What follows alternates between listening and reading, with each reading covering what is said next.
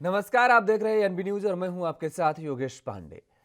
स्वागत है आपका राजधानी लाइव में। केजरीवाल सरकार द्वारा स्कूल, अस्पताल, बिजली, पानी, सड़क, परिवहन और वाईफाई समेत तमाम क्षेत्रों में किए जा रहे ऐतिहासिक कार्यों से प्रभावित होकर लगातार लोग आम आदमी पार्टी से जुड़ रहे हैं और इसी क्रम में शुक्रवार को भाजपा से 2 बार के निगम पार्षद व शहादरा दक्षिण के चेयरमैन देवेंद्र चौधरी और कांग्रेस के पूर्व पार्षद व डीडीए के पूर्व सदस्य रमेश चौधरी दर्जनों कार्यकर्ताओं के साथ आम आदमी पार्टी में शामिल हो गए हैं। दिल्ली के मुख्यमंत्री व आम आदमी पार्टी के वरिष्ठ नेता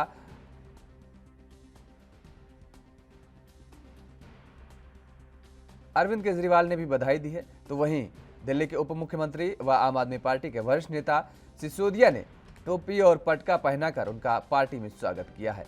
उन्होंने कहा कि देश की राजनीति बदल रही है, जो लोग जनता और देश हित के लिए कुछ करना चाहते हैं वो आम आदमी पार्टी में शामिल हो रहे हैं।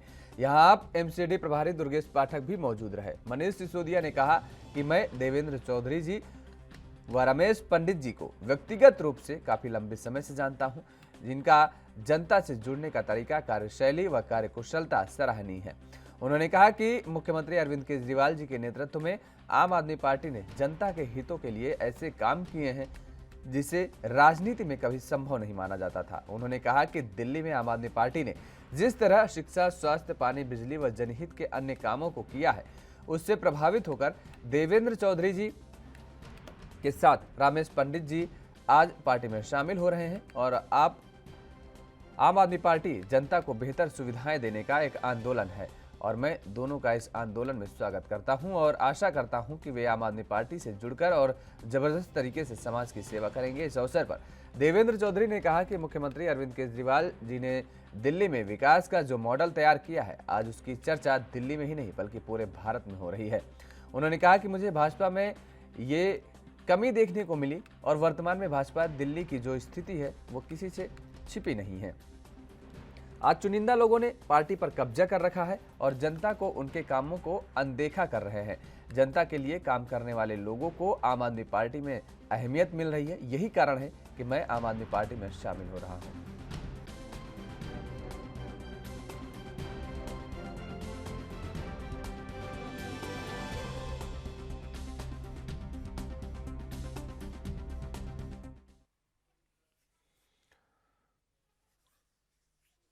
और इसी खबर पर ज्यादा जानकारी के साथ हमारे साथ दिल्ली से संवाददाता राजीव तिवारी सीधे लाइव जुड़ चुके हैं। राजीव, जिस तरीके से नगर निगम चुनाव के पहले भारतीय जनता पार्टी को ये बड़ा झटका लगता नजर आ रहा है, क्योंकि जिस तरीके से बीजेपी के पार्षद आम आदमी पार्टी का दामन थाम लिए हैं इसके बाद और जिस तरीके से आम आदमी पार्टी के कामों की प्रशंसा कर रहे हैं, तो ऐसे में क्या नहीं लगता है कि आने वाले समय में और भी ऐसी घटनाएं देखने को मिल सकती हैं? क्योंकि घटनाएं ही कह सकते हैं, चुनाव जब भी आते हैं तो नेताओं का पाला बदलने का सिलसिला शुरू हो जाता है। देखिए, बिल्कुल सही कहा आपने। यहाँ पर बात करें जब भी चुनाव आते हैं, चाहे वो निगम के हों, विधानसभा के हों, लोकसभा के हों, लगातार यही प्रक्रिया देखने को मिलती है। मगर जिस तरीके से अब दिल्ली के अंदर 2022 के अंदर निगम के चुनाव हैं और लगभग ये कह सकते हैं अप्रैल के अंदर ये चुनाव होंगे, तो इसको लेकर कहीं न कहीं जो पार्टियों की जो कार्यकर्ता हैं या फिर नेता हैं, वो एक-दूसरे की पार्टी में अब जाते हुए नज़र आ रहे हैं। इसी कड़ी के अंदर जिस तरीके से शाहदरा डिस्ट्रिक्ट के जो भाजपा के 2 बार के निगम पार्षद रहे हैं, कह सकते हैं कह सकते हैं कि देवेंद्र चौधरी जी वो कहीं न कहीं अब आम आदमी पार्टी में शामिल हुए हैं। रमेश पंडित जी की बात करें, वो जो कांग्रेस के थे, निगम पार्षद रहे थे, वो भी अब आम आदमी पार्टी में शामिल हो चुके हैं। तो कहीं न कहीं लगातार कहीं न कहीं आम आदमी पार्टी को मजबूत किया जा रहा है और इसी कड़ी के अंदर जिस तरीके से ये कह सकते हैं चौधरी जी ने कहा बिल्कुल कि आम आदमी पार्टी के जो कार्य हैं, उनसे कहीं न कहीं जनता संतुष्ट है, चाहे वो वाई-फाई को लेकर हो, शिक्षा को लेकर हो, स्वास्थ्य को लेकर हो या फिर कहें दिल्ली को एक रोल मॉडल के तौर पे बनाने को लेकर हो। लगातार कहीं न कहीं उसकी एक प्रक्रिया जो है वो कहीं न कहीं जारी है और उसी को बिल्कुल। लेकर वो आम आदमी पार्टी में जॉइन हुए हैं। और जिस तरीके से मनोज सिसोदिया ने कहा कि वो पहले से ही जानते थे चौधरी जी को भी और पंडित जी को भी, यानी कि बिल्कुल रमेश पंडित जी को राजीव, भी, यहाँ तो पर आपको लगातार कहीं न कहीं रोकेंगे जो और रुकेंगे एक छोटे से ब्रेक के लिए। ब्रेक के बाद फौरन हाजिर होते हैं।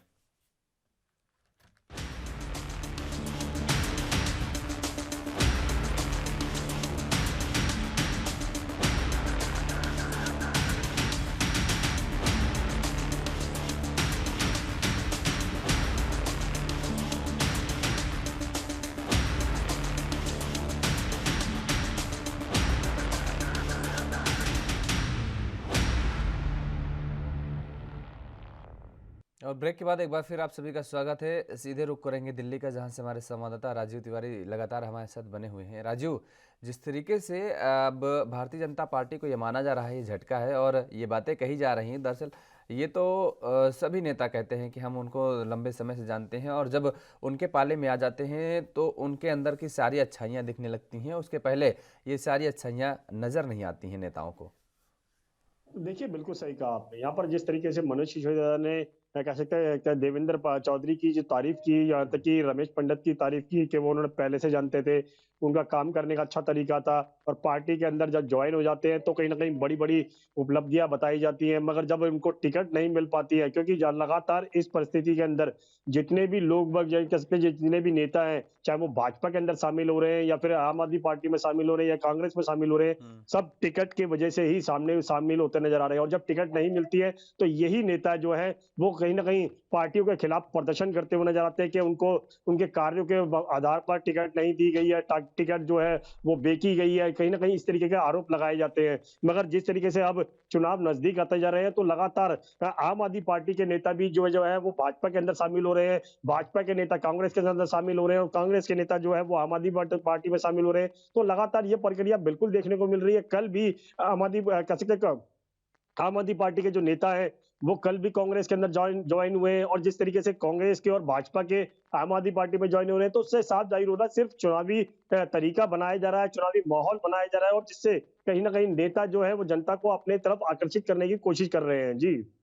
बिल्कुल ठीक बात आप कह रहे हैं, लेकिन क्या लगता है आपको कि जिस तरीके से आम आदमी पार्टी में शामिल हो रहे हैं नेता, बीजेपी नेता देवेंद्र भी शामिल हुए हैं और इसके साथ कांग्रेस के रमेश पंडित ने भी आम आदमी पार्टी का दामन थामा है।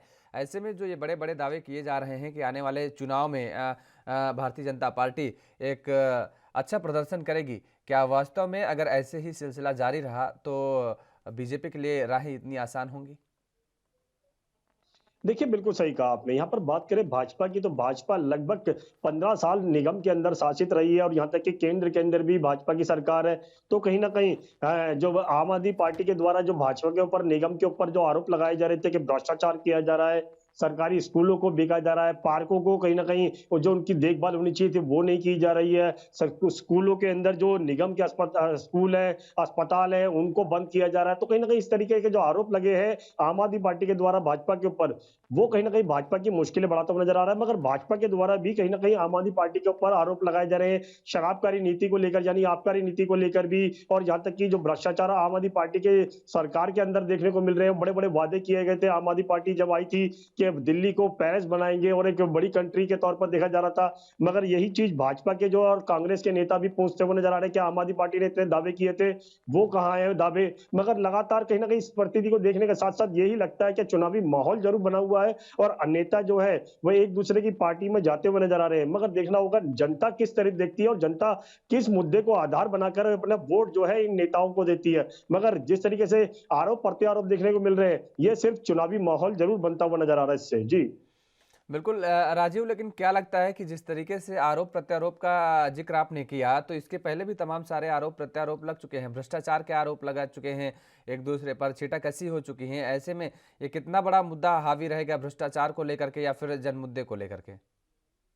देखिए, बिल्कुल सही कहा आपने। आम आदमी पार्टी की बात करें तो आम आदमी पार्टी भाजपा यानी निगम को लेकर लगातार भ्रष्टाचार का आरोप लगाती नज़र आ रही है और आम आदमी पार्टी के पास यही मुद्दा है कि जो भ्रष्टाचार निगम के अंदर हुए, उन्हीं मुद्दों को लेकर निगम के जनता के पास जाएँगे और कहीं न कहीं भाजपा की जो भ्रष्टाचार की नीति है, उसके बारे में बताया जा रहा है। मगर भाजपा के पास भी मुद्दा है आम आदमी पार्टी के खिलाफ, जो शराबकारी नीति है, उसको लेकर कहीं न कहीं जनता को जागरूक करने की कोशिश की जा रही है, पत्र के माध्यम से भी और भाजपा के द्वारा कल जो कह सकते हैं 1000 से ज़्यादा वार्डों के अंदर लोगों के पास जाकर वहाँ पर उनके आम आदमी पार्टी के बारे में बताया जा रहा है कि आम आदमी पार्टी जो है वो शराब दिल्ली को शराब के नशे के अंदर डुबोना चाहती है। तो इस तरीके के आरोप प्रत्यारोप जरूर देखने को मिल रहे हैं, मगर चुनावी माहौल जरूर बनाया जा रहा है। मगर जनता किस तरफ देखती है, जनता किसकी तरफ अपने कार्य को देखती है या किस पार्टी ने कितने कार्य किए हैं या फिर उनके बारे में सोचा जा रहा है, जनता के बारे में नहीं सोचा जा रहा है, ये जनता ही निर्भर करती है और जनता ही अपने वोट के माध्यम से ये स्पष्ट कर देगी कि वो किसको पसंद करते हैं और किसको नापसंद करते हैं। जी।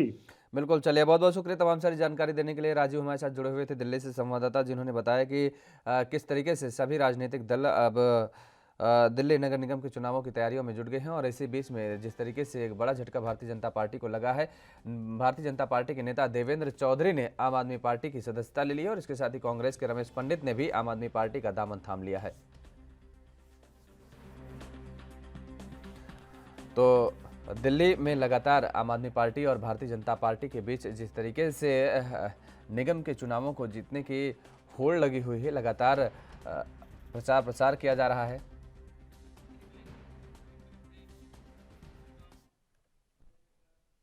यहां रुकते हैं एक और छोटे से ब्रेक के लिए। ब्रेक के बाद फौरन हाजिर होते हैं।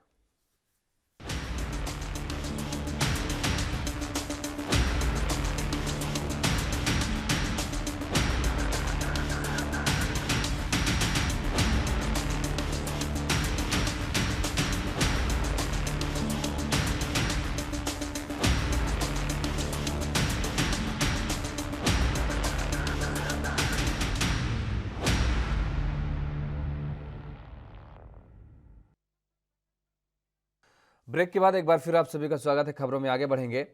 यूक्रेन से अब तक 225 विद्यार्थी सही सलामत पंजाब लौट चुके हैं और यह आंकड़े पंजाब के मुख्य सचिव अनिरुद्ध तिवारी की अध्यक्षता में शुक्रवार को उनके कार्यालय में हुई मीटिंग के दौरान पेश किए गए हैं। संबंधित अधिकारियों को यूक्रेन में फंसे बाकी विद्यार्थियों और अन्य व्यक्तियों की सुरक्षित वापसी की यकीनी बनाने के मद्देनजर उन्होंने कहा कि संकट की इस घड़ी में दुखी परिवारों की मदद के लिए राज्य सरकार द्वारा कोई कोर-कसर बाकी नहीं छोड़ी जाएगी।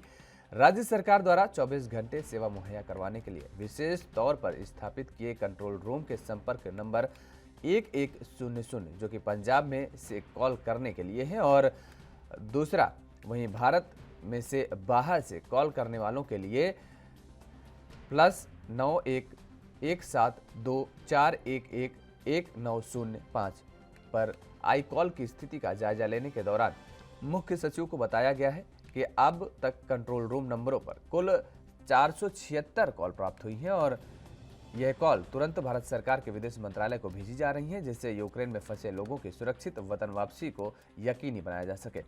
उनको यह भी बताया गया है कि राज्य सरकार के अधिकारियों की तरफ से भी 326 प्रभावित परिवारों तक पहुंच गई है। तिवारी ने प्रभावित व्यक्तियों और उनके रिश्तेदारों से अपील की है कि वह तुरंत पंजाब सरकार के हेल्पलाइन नंबरों पर संपर्क करें और जिससे उनकी मदद की जा सके। उन्होंने यूक्रेन में फंसे हुए व्यक्तियों के माता-पिता और रिश्तेदारों को यह अपील भी की है कि वह अपने बच्चों के सरहदी चौकियों पर दूतावास और भारत सरकार के अधिकारियों के साथ संपर्क करें और भारत सरकार के विदेश मंत्रालयों द्वारा जारी दिशा निर्देशों के सख्ती से पालन करने के लिए कहें। रेजिडेंट कमिश्नर पंजाब राखी गुप्ता भंडारी ने मुख्य सचिव को बताया कि यूक्रेन में फंसे विद्यार्थियों और व्यक्तियों की सुरक्षित वतन वापसी के लिए सभी जरूरी प्रबंध किए गए हैं। उन्होंने कहा कि वह भारतीय दूतावास के साथ लगातार संपर्क में है और जिससे यह यकीनी बनाया जा सके कि पंजाब के किसी भी निवासी को अपने घर लौटने में किसी तरह की कोई परेशानी का सामना नहीं करना पड़ेगा।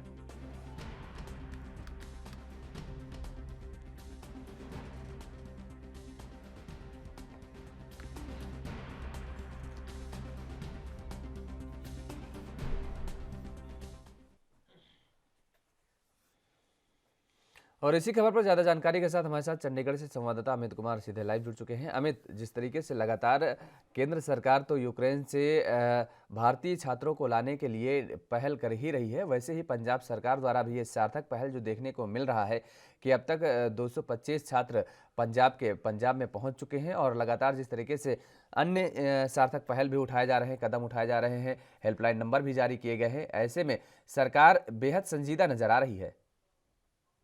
बिल्कुल, अगर हम बात करें कि कल हमने कैबिनेट मिनिस्टर राजकुमार वेरका से बात की थी, जिनके पास खुद मेडिकल एजुकेशन की बीट है, अगर हम कहें सही तौर पे कि उनको मंत्रालय मेडिकल एजुकेशन का मिला हुआ है।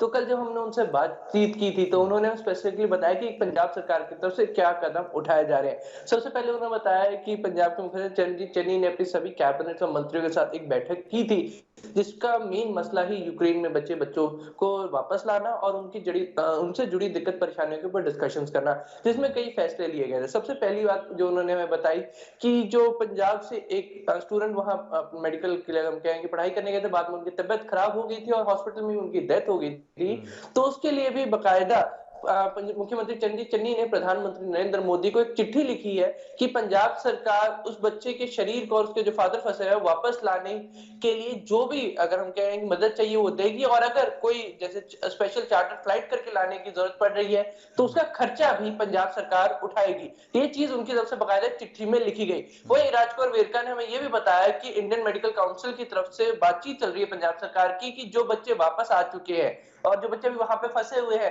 उनकी पढ़ाई ना अधूरी रह जाए, कि ऐसे कई बच्चे जो अपने फाइनल ईयर्स में, तो कई बच्चे ऐसे भी हैं जो अपने फर्स्ट ईयर्स में हैं, तो उनकी डिग्रियां अटकने की बात हो रही है कि कहीं उनकी इतनी सालों की मेहनत और जो बच्चे अपना भविष्य स्टार्ट करें वो कहीं ना कहीं बर्बाद ना हो जाए। इसलिए उस चीज को लेकर भी बातचीत की जा रही है कि जितना हो सके उनकी पढ़ाई कंटिन्यू की जाए। उसके लिए बाकायदा क्या स्पेशल सीट्स अलॉट करने की जरूरत पड़ सकती है। उन सब पहलुओं को लेकर पंजाब स्पेसिफिक बच्चों के लेकर अगर हम कहें पंजाब सरकार बात कर रही है ताकि इन बच्चों का भविष्य खराब ना हो। तो ये जानकारी हमें ऑल ओवर दी गई है राजकुमार वेरका की तरफ से कि 300 के करीब ये बच्चे पंजाब के जो बच्चे रह गए हैं बाहर, उनको भी जल्द ही वापस रेस्क्यू किया जाएगा। आपको बता दें इससे पहले 1000 से ऊपर का आंकड़ा था, जैसा अभी ऑफिशियल डाटा मिला गया था, 1000 से ऊपर पंजाब के बच्चे थे जो यहाँ फंसे हुए थे, जिनमें ज्यादातर रिकवर कर चुके हैं। जैसा कि आप देख सकते हैं ऑफिशियली कल आंकड़ा है कि 225 बच्चे वापस आ चुके हैं और 300 के करीब ही स्पेसिफिकली अगर हम कहें बच्चे रह गए हैं जो जैसे हमें कल जानकारी दी गई थी। तो ये कोशिश की जा रही है कि वो उन बच्चों को भी जल्द से जल्द वापस लाए और इसके लिए अलग अलग कदम उठाए जा रहे हैं कि बाकायदा जैसे एक हेल्पलाइन नंबर जारी किया गया है 1100, जिसपे आप 1100 जिसपे आप पंजाब के लोग जो पंजाब में रहते हैं कॉल कर सकते हैं और ये कॉल सीधा अगर हम कहें कि पंजाब सरकार के अधिकारियों को पास जाएगी जो इनका डाटा कंपाइल कर रहे हैं। और जितने भी लोग फैमिलीज रिक्वेस्ट कर रही है, जो बातचीत कर रही है, उनके पास फिजिकल मीटिंग्स भी की जा रही है कि उन पेरेंट्स को कंसोल किया जा रहा है, उनसे डाटा लिया जा रहा है कि आपका बच्चा कहाँ पे है, क्या उसे कोई दिक्कत परेशानी तो नहीं है, क्या उसे कोई इंजरी तो नहीं होगी। सरकार नजर रख रही है और कदम उठा रही है ठोस। अमित, आप हमारे साथ लगातार बने रहिए, यहाँ पर रुकते हैं एक छोटे से ब्रेक के लिए।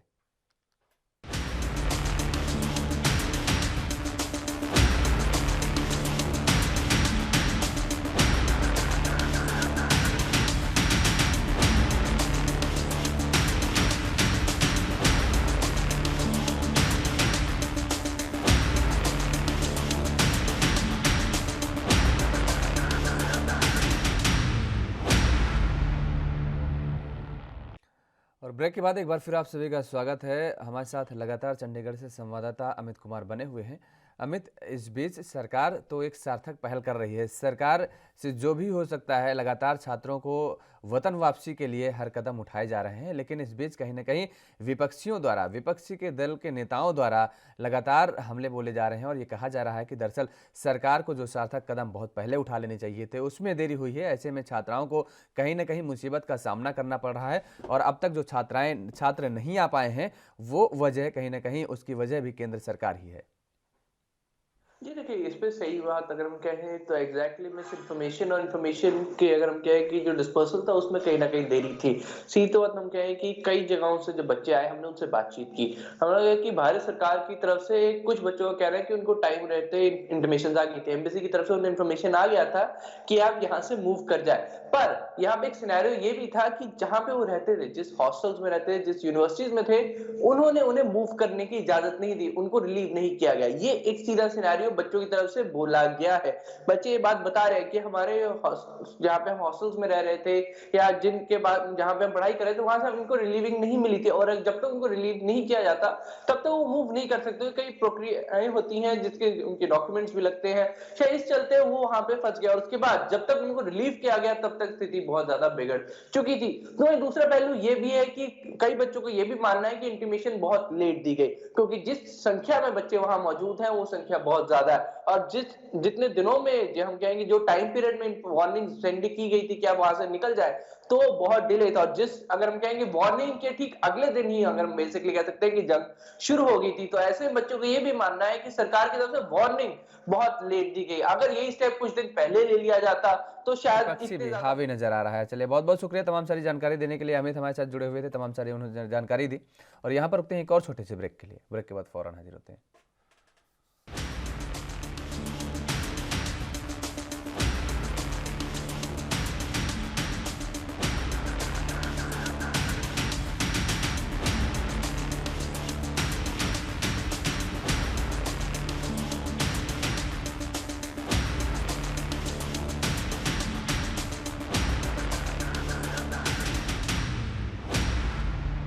रुख करेंगे अब खबरों का। मुंबई मलाड पूर्व दिंडोसी पुलिस स्टेशन में भाजपा कार्यकर्ताओं का देर शाम धरना प्रदर्शन देखने को मिला है। यह आंदोलन कांदीवाली पूर्व भाजपा विधायक अतुल भातखलकर के खिलाफ पूरे विधानसभा में लगाए गए गद्दार वाले पोस्टर को लेकर रहा, जिसके बाद भाजपा कार्यकर्ताओं में रोष देखा गया।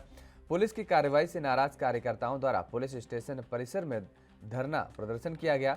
भाजपा कार्यकर्ताओं ने दिंडोसी पुलिस स्टेशन परिसर में बैठकर पोस्टर लगाने वाले के खिलाफ तुरंत कार्रवाई करने की मांग की। जब तक कार्रवाई नहीं तब तक आंदोलन जारी रखने की हिदायत भी दी गई। पुलिस ने इस मामले में भाजपा उत्तर मुंबई सचिव व वकील सिद्धार्थ शर्मा का बयान दर्ज कर आगे की कार्रवाई का भरोसा दिया है। शिकायतकर्ता सिद्धार्थ शर्मा ने दिंडोसी पुलिस को बताया कि आम आदमी पार्टी से जुड़े आनंद अल्हट नामक पार्टी पदाधिकारी ने सोशल मीडिया पर गद्दार वाले पोस्टर को वायरल किया रहा और जिसके बाद पुलिस ने तुरंत आनंद अल्हट को हिरासत में भी ले लिया है। और उधर फिलहाल पुलिस सिद्धार्थ शर्मा का बयान दर्ज कर आगे की कार्रवाई करने की बात कह रही है, लेकिन भाजपा कार्यकर्ताओं का जमावड़ा पुलिस स्टेशन में देर रात तक देखने को मिला।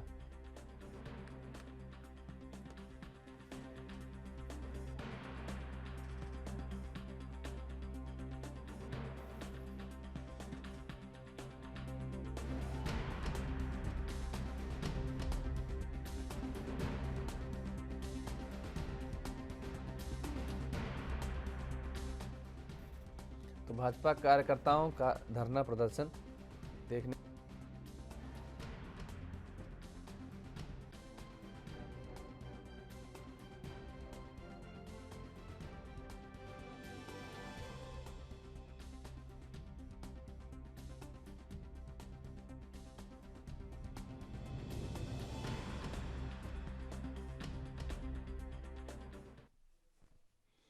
और यहाँ रुकते हैं एक और छोटे से ब्रेक के लिए।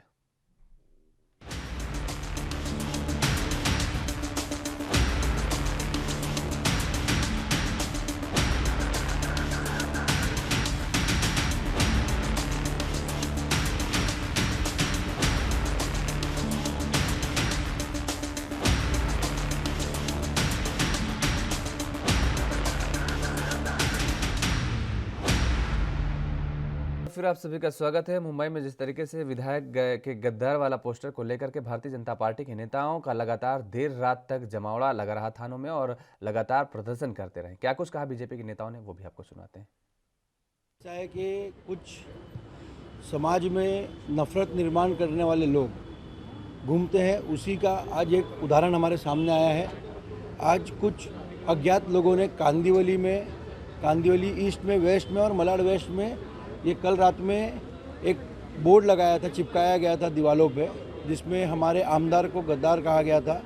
और वो इसीलिए क्योंकि वो नवाब मलिक जो आतंकवादी लोगों के साथ में हाथ मिला के रखते हैं, उनके खिलाफ आवाज़ उठा रहे। तो हमने ये सुबह समता नगर में कंप्लेंट की। उसके बाद एक आम आदमी पार्टी का कार्यकर्ता है आनंद अल्हट, उसने मलाड के एक व्हाट्सएप ग्रुप में ये फ़ोटो डाली उनके नाम के बारे में।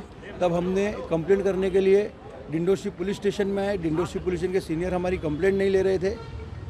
हम धरने पे बैठे तो उन्होंने कंप्लेंट लिया, सामने से जिसके खिलाफ कंप्लेंट थी उसको बुला के लिया। जब वो पुलिस स्टेशन में आया तब भी उसकी बॉडी लैंग्वेज इतनी एरोगेंट और इतना हमको दमदाटी कर रहा था पुलिस स्टेशन में, क्योंकि हम सुसंस्कृत है, भारतीय जनता पार्टी के कार्यकर्ता है। इसके लिए हमने उनको कुछ जवाब नहीं दिया और हमने कहा कि हम रीतसर कार्रवाई करेंगे। अभी भी हम देख रहे हैं कि वो उनके लोगों को बुला करके हमको डराने की कोशिश कर रहे हैं, पर हम डरने वाले नहीं हैं। हम बिना डरे उनके खिलाफ कार्रवाई करा के रहेंगे। अगर पुलिस कार्रवाई नहीं करती है तो हम न्यायालय के दरवाजे ठकठकाएंगे। आपने देखा होगा कि शिवसेना ने किस प्रकार मदन शर्मा के ऊपर हमला किया था। हमारी संस्कृति वो नहीं है। हमारी संस्कृति ये है कि हम कानून से, जो कानून का रास्ता है वो पूरा करें, और हम वही पूरा करने के लिए पुलिस स्टेशन में आए थे। पर पुलिस वाले भी हमारी सुनवाई नहीं कर रहे थे शुरुआत में, क्योंकि सरकार में आज की तारीख में महाविकास अघाड़ी है और उनको ये, मुझे ऐसा लगता है कि आदेश दिया गया होगा कि भारतीय जनता पार्टी के विधायक इनके बारे में अगर कोई कुछ करता है तो उनको साथ न दे। इसके लिए सब हुआ था। बट अभी मेरी स्टेटमेंट रिकॉर्ड हुई है और अभी वो एफआईआर कर रहे हैं।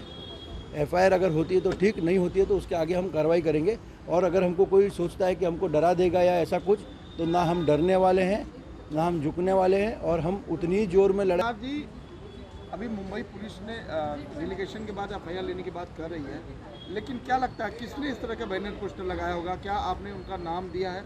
पुलिस को? नहीं, मैंने बैनर तो अज्ञात लोगों ने किया है, यही बात है, क्योंकि सही में किसने लगाया ये हमको मालूम नहीं है। बट जिसके विरुद्ध में रोज आमदार साहब जिसके भ्रष्टाचार बाहर निकाल रहे हैं, उसी में से कोई व्यक्ति होगा जिसने ये कृत्य करने की कोशिश की होगी। बट उसको एक आम आदमी पार्टी सपोर्ट करने के लिए आगे आती है, उसका एक कार्यकर्ता इस प्रकार से व्हाट्सएप ग्रुप में घुमाता है और उसके बाद आम आदमी पार्टी के कार्यकर्ता यहाँ पे जमा होना चालू करते हैं। मतलब अभी तक महाविकास आघाड़ी में 3 लोग थे, अब ये जो छुपी आम आदमी पार्टी और कांग्रेस की एकजुटता थी ये सामने आ रही है। एकजुटता के कारण ही आज सब सामने आ गया है। यहाँ पे आप अगर वीडियो पीछे घुमा करके देखेंगे तो आपको दिखेंगे उनके कार्यकर्ता और किस प्रकार से वो जम रहे हैं यहाँ पे। ऐसा है, हमारे कांदिवली पूर्व के विधायक आदरणीय अतुल भातखळकर जी, जो हमारे पार्टी के मुंबई के प्रभारी भी है, उनके बारे में गलत तरीके का प्रचार कुछ लोग कर रहे हैं। गद्दार अतुल भातखळकर ऐसा लिखकर मुख्यमंत्री के बारे में असभ्य भाषा में लिखा है और गद्दार है करके बैनर ये पहले कांदिवली में लग गए और अभी मलाड में भी लगे। तो इस विषय में एक्चुअली अतुल जी लास्ट कई महीनों से, सालों से जो इस मुंबई में, महाराष्ट्र में जो गलत काम चल रहा है, जो अव्यवस्था चल रही है, भ्रष्टाचार चल रहा है, उसके बारे में हर चीज़ को उजागर कर रहे हैं। और कुछ लोगों को ये बात। और यहाँ पर रुकते हैं एक और छोटे से ब्रेक के लिए। ब्रेक के बाद फौरन हाजिर होते हैं।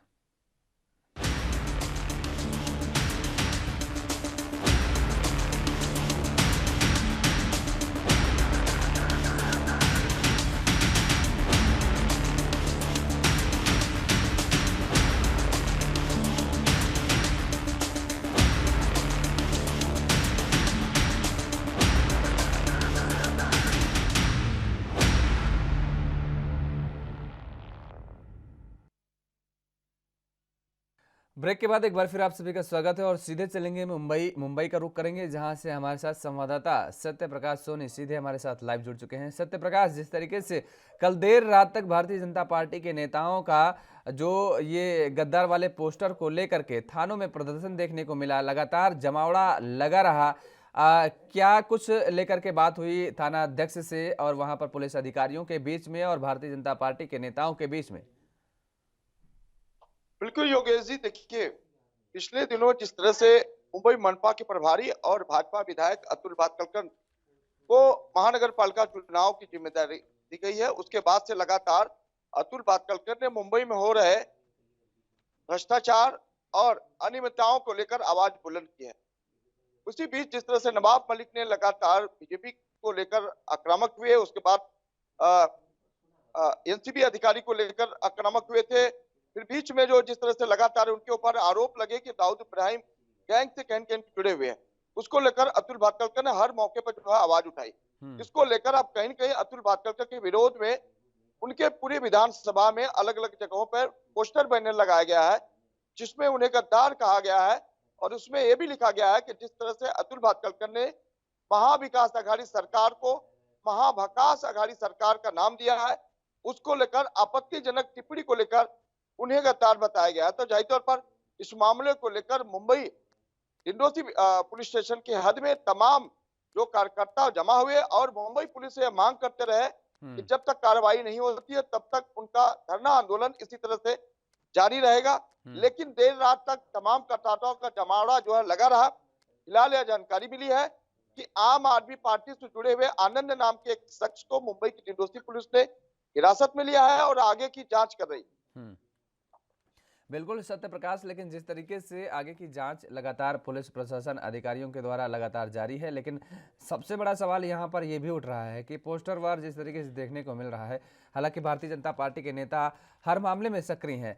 भारतीय जनता पार्टी के नेताओं की तरफ से ये कहा गया कि जब तक कार्रवाई नहीं की जाती है तब तक उनका ये धरना प्रदर्शन नहीं समाप्त होगा। पुलिस अधिकारियों की तरफ से यह आश्वासन जरूर दिया गया है कि कार्रवाई की जाएगी। एक व्यक्ति को हिरासत में भी लिया गया है, पूछताछ जारी है। लेकिन क्या अब भारतीय जनता पार्टी के कार्यकर्ता या भारतीय जनता पार्टी के नेता पुलिस के इस आश्वासन से संतुष्ट नजर आ रहे हैं? देखिए, भारतीय जनता पार्टी के कार्यकर्ताओं और पदाधिकारियों का सीधे तौर पर आरोप है कि यह बैनर किसने लगाया, उन्हें इस बात की जानकारी नहीं है। लेकिन जिस तरह से लगातार अतुल भातखळकर महाविकास आघाड़ी सरकार को लेकर आक्रामकता दिखाई है, चाहे वो विधानसभा हो या फिर आजाद मैदान हो, हर मौके पर उन्होंने महाविकास आघाड़ी सरकार को घेरा है। इसी लिहाज से उनके खिलाफ गद्दार वाला बैनर लगाया गया है। लेकिन दूसरी तरफ यह बैनर किसने लगाया इसकी जानकारी बीजेपी कार्यकर्ताओं को नहीं है। लेकिन जिस तरह से उस बैनर को आम आदमी पार्टी के कार्यकर्ता ने सोशल मीडिया पर वायरल किया, इस बीच जब सोशल मीडिया पे चर्चा हुई तो उसने बोला भी कि क्यों नहीं इसका वायरल किया जाना चाहिए। जाहिर तौर पर इस शक के आधार पर मुंबई की डिंडोसी पुलिस ने उस शख्स को हिरासत में लिया है, आगे की पूछताछ कर रही है। लेकिन बीजेपी से कहा गया है कि जब तक इस पूरे मामले में कार्रवाई नहीं हो जाती तब तक वह आंदोलन नहीं हटाने वाले, धरना नहीं बनने वाले, क्योंकि मुंबई पुलिस की कार्य प्रणाली पर उन्हें शक है। क्योंकि अपने एक साक्षात्कार में उन्होंने यह भी बताया है कि महाविकास आघाड़ी सरकार में शिवसेना और एनसीपी के अलावा कांग्रेस शामिल है। ऐसे में चौथी पार्टी जो है कहीं कहीं आम आदमी पार्टी मिलती हुई दिख रही है, क्योंकि इन लोगों की मिलीभगत के चलते गद्दार वाला बैनर लगाया गया है।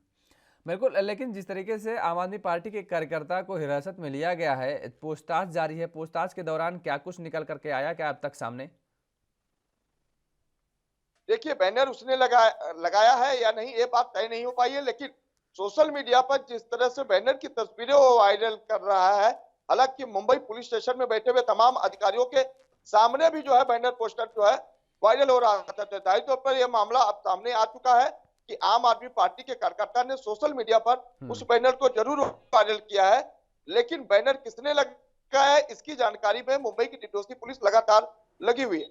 बिल्कुल, चलिए बहुत बहुत शुक्रिया सत्य प्रकाश सोनी तमाम सारी जानकारी देने के लिए। तो यहाँ पर रुकते हैं एक और छोटे से ब्रेक के लिए, ब्रेक के बाद फौरन हाजिर होते हैं।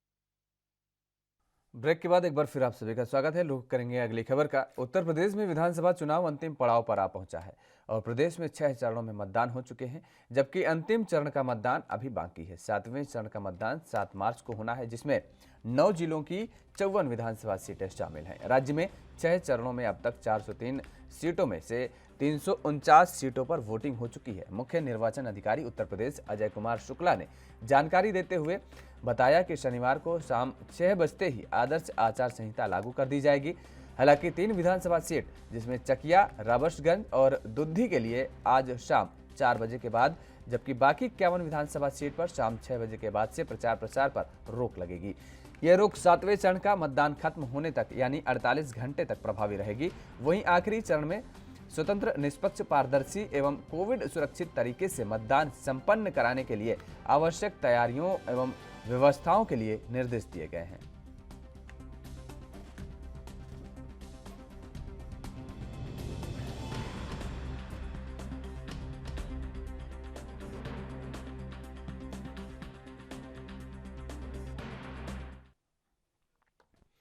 और इसी खबर पर ज्यादा जानकारी के साथ हमारे साथ लखनऊ से संवाददाता जितेंद्र चौहान सीधे जुड़ चुके हैं।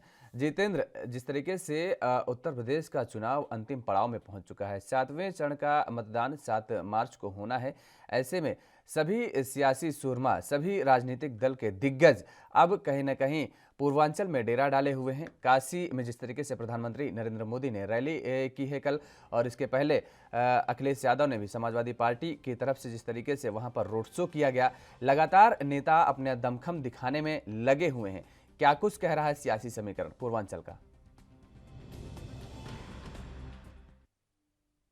अब आखिरी दौर का जो मतदान है वो बचा हुआ है और तमाम दिग्गज, चाहे भारतीय जनता पार्टी के हो, चाहे समाजवादी पार्टी के या अन्य दल के, वो कहीं ना कहीं अपनी ताकत जोतने में लगे हुए हैं। कल प्रधानमंत्री नरेंद्र मोदी बनारस पहुंचे थे और बनारस में उन्होंने चाय की चुस्कियों के साथ भगवान काशी विश्वनाथ का दर्शन भी किया और साफ तौर पर कहा जाता है उनके साथ बड़े नेता धर्मेंद्र प्रधान जैसे सभी लोग मौजूद थे। और प्रधानमंत्री नरेंद्र मोदी ने भगवान शिव के मंदिर में डमरू बजाने का काम किया था और जनता को दिखाने का काम जनता के बीच में भी गए थे।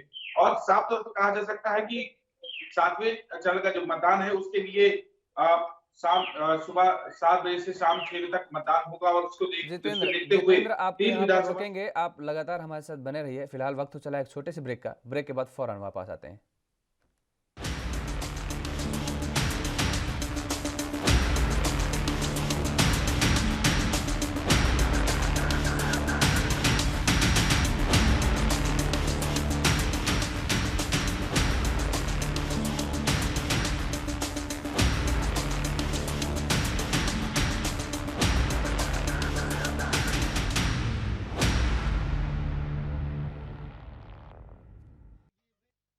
और ब्रेक के बाद एक बार फिर आप सभी का स्वागत है। सीधे रुख करेंगे लखनऊ का, जहां से हमारे संवाददाता जितेंद्र चौहान हमारे साथ लगातार बने हुए हैं। जितेंद्र, जिस तरीके से आपने कहा कि प्रधानमंत्री नरेंद्र मोदी काशी पहुंचे और वहां पर डमरू बजा करके वहां पर जनता को रिझाने का काम किया है, वास्तव में सभी दिग्गज, सभी सियासी सूरमा जो है लोगों को रिझाने की हर जुगत में लगे हुए हैं, लेकिन क्या लगता है कि वास्तव में जिस तरीके से ये रिझाने से ही जनता इन दलों का रुख कर लेगी, या फिर वो अपने मुद्दों की लड़ाई के लिए, अपने मुद्दों की हक के आवाज के लिए उठाएगी और उन पर मतदान करने घर से बाहर निकलेगी?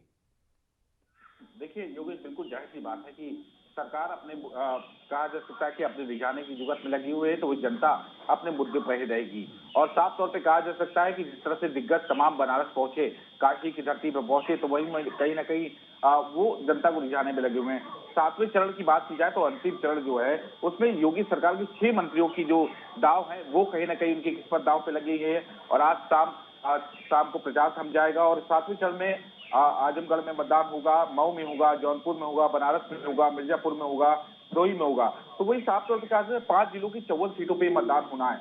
और जिस तरह से तमाम दिग्गज या यूं कहे ट्रम्प कार्ड के रूप में प्रधानमंत्री नरेंद्र मोदी को भारतीय जनता पार्टी ने उतारा है, वो कहीं ना कहीं बनारस की जनता को रिझाने का काम किया जाएगा, भदोही की जनता को रिझाने का काम किया गया, या यूं कहे राबर्टसगंज जो कि सोनभद्र है वो कहीं ना कहीं उनकी जनता को रिझाने का काम। और ट्रम्प कार्ड के रूप में प्रधानमंत्री को इसलिए उतारा क्योंकि वो वहां के सांसद है और संसदीय क्षेत्र है प्रधानमंत्री नरेंद्र मोदी का। तो जाहिर सी बात है जिस तरह से बनारस में विकास हुआ उस पर भी भारतीय जनता पार्टी तमाम फोकस करेगी। वहीं तमाम बात की जाए तो कल अखिलेश यादव के भी जो रोड शो है उसमें भी जन सैलाब होगा। तो अब ये जनता किस ओर रुख करेगी तो जनता तय करेगी, लेकिन फिलहाल मतदान किसको पड़ता है, हालांकि भीड़ बहुत सभी लोग इकट्ठा करते हैं, लेकिन मतदान किस ओर जनता का जाएगा तो जनता ही तय करेगी। लेकिन बस 7 तारीख इंतजार करना है। 7 तारीख को जब सुबह 7 से शाम 6 बजे तक मतदान होगा। जितेंद्र, ये भीड़ उमड़ती है, लेकिन इन दलों के लिए सबसे बड़ी जो चुनौती होती है वो इस भीड़ को वोट बैंक में तब्दील कर पाना बहुत बड़ी चुनौती होती है। चलिए, बहुत बहुत शुक्रिया तमाम सारी जानकारी देने के लिए। तो लगातार अब सभी सियासतदानों का जो रुख है वो पूर्वांचल पर है, अंतिम पड़ाव पर विधानसभा चुनाव पहुंच चुका है और सभी दल जनता को रिझाने की कोशिश में जुटे हुए हैं। फिलहाल राजधानी लाइव में मेरे साथ इतना ही। देश और दुनिया की तमाम खबरों के लिए आप बने रहिए एएनबी न्यूज के साथ। नमस्कार।